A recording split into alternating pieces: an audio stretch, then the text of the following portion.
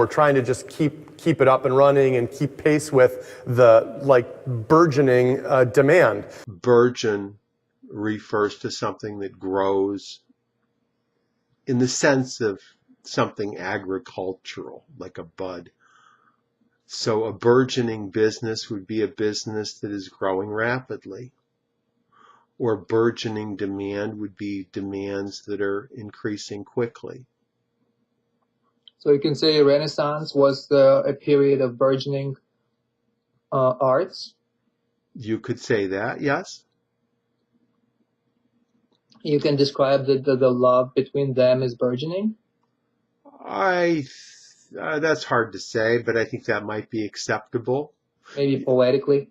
Poetically, you can have burgeoning responsibilities.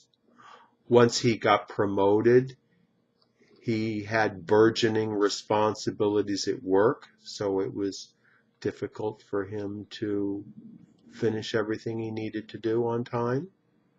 But back to the relationship, you can say their friendship burgeoned into love. You can do and, yes. And marriage, right? Yeah.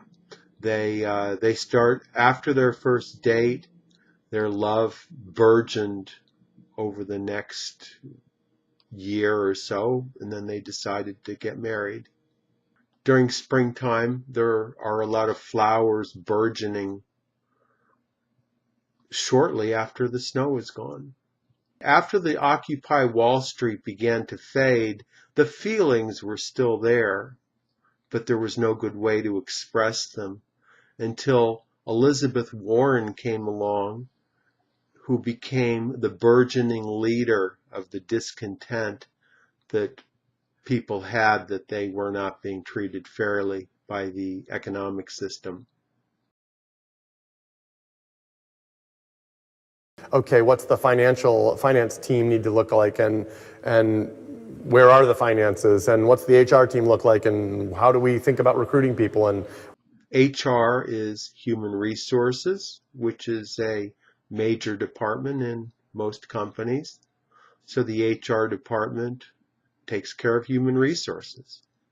Human resources is the hiring and the firing of employees, and also making sure they get paid, keeping track of their hours, benefits, and other functions involved in looking after the people that work for the organization.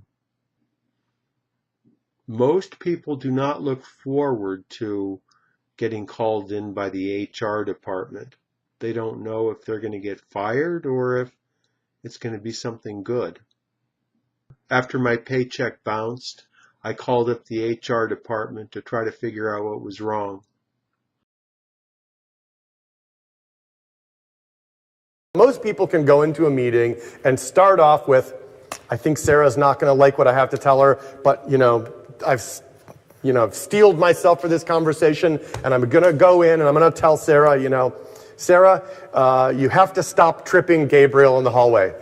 To steel oneself means to make yourself like steel, very hard, so that you can either do difficult things, have hard emotional attitudes, or to resist things that are very, very difficult. So it's a synonym for to brace yourself.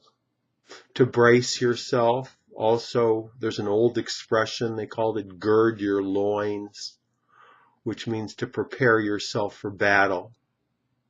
I signed up for the New Year's Day polar bear contest, so I had to steel myself to mentally prepare myself to jump in the cold water. A lot of college graduates who don't get a job right away have a difficult time steeling themselves for the difficult time it takes to get a good starting job. That's all for today. Tom Taylor is an ESL tutor. He teaches English in the United States and outside, all over the world, using Skype. He can be reached at his website, which is ESL-fullsteamahead.com. Click on this link and check out his website and email with questions. Thank you, Tom, and I'll talk to you next time. Thank you.